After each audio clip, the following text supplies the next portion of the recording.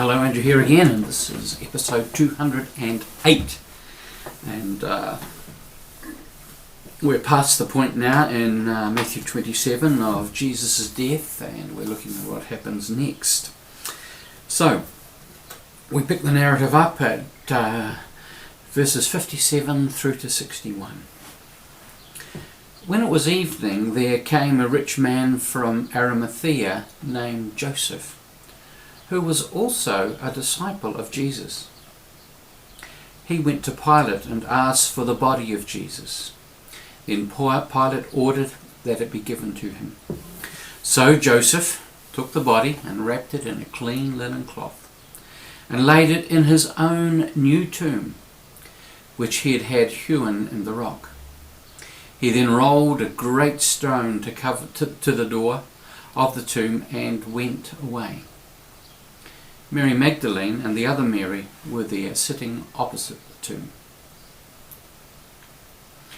Acts of courage are found in strange places. Here we have Joseph of Arimathea, one of the Jewish ruling council, coming to Pilate to claim the body of Jesus. We've not heard of him before, and here he is, one of the leaders in Israel and a follower, a disciple of Jesus. John's Gospel tells us that he's not alone. He takes his action in company with Nicodemus, one of the chief rabbinical teachers in Israel in his day, the one who came by night early on in John's Gospel to check Jesus out. It's Nicodemus who provides the large quantity of spices with which to wrap Jesus' body. And it's Joseph who provides the tomb, his own freshly cut out of the rock tomb, one that he'd readied for himself. At this point, neither of these men seem to be afraid. I suspect they're past that. While they may have seemed to have been missing in action while Jesus was alive, they're determined to honour him in his death. I've wondered how they felt, what they felt.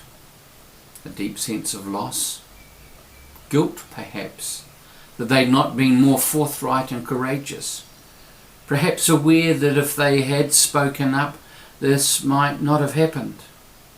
The tide might have turned. We can never know. Sometimes it's difficult to be brave on our own. We need companions to help us.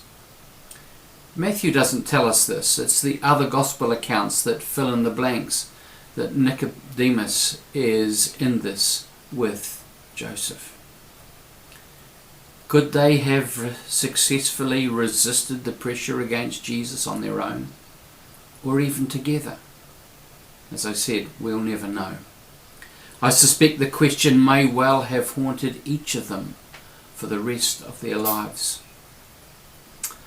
We have contemporary examples of the power of group pressure to make individuals conform.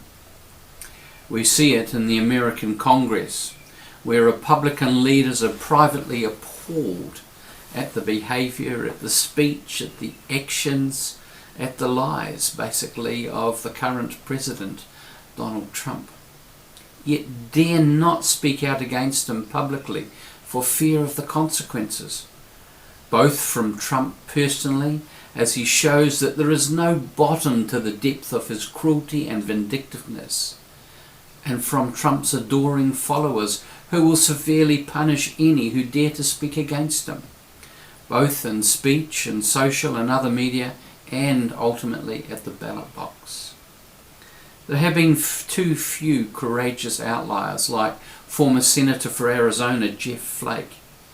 Jeff is a conservative who stood true to his conservative values, and while I personally would have struggled with many of his political views, I have huge respect for his courage and integrity.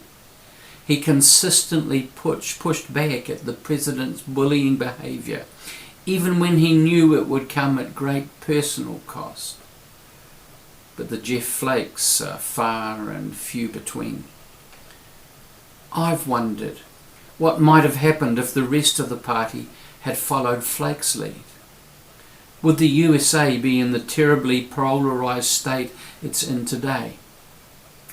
I suspect not. If the Republican Party had consistently pushed back against Trump's stream of untruths, Trump's followers would have had pause to ask whether or not that they were being conned, which they were and continue to be. The future for that nation looks ugly. And all ultimately because of the cowardice of its leadership. We could well be seeing the beginning of the end of American empire.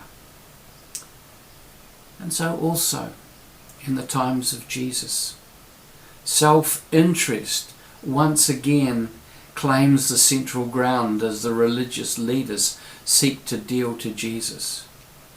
Being seen to be one of Jesus' supporters could possibly mark the end of their careers, their influence, their good names, and possibly their lives. Yet here's the thing, and this matters. One has to live with one's own cowardice.